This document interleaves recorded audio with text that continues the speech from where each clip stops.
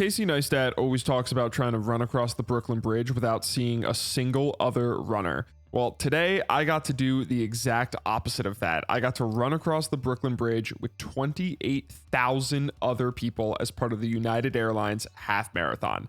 Let's start at the beginning. Living out in Connecticut and running a race in the city means waking up at 5 a.m. and taking a 6 a.m. train into the city just to go run 13 and a half miles. I slept like a baby the night before, and I grabbed a scone that Madeline had made, so we were rested and fueled up, ready to run this race. Now, I had already done the Fred LeBeau half in New York this year, and I was expecting this to be something of that scale that was about 7,000 people. This was 28,000 people crossing this starting line to go run from Prospect Park in Brooklyn to Central Park in Manhattan. I was lucky enough to be in the second to last wave, so the weather had started to warm up and the sky had started to clear a little bit, but it was still pretty foggy as we were coming around the bend to the Brooklyn Bridge, but the clouds parted just enough for us to get this view of the Freedom Tower poking out above. It was just insanely beautiful. That was all the motivation I needed to get up the FDR. Then we ran into Mom and Madeline, who were cheering me on across from Bryant Park, and this gave me an energy boost right as we were rounding the corner heading into Times Square.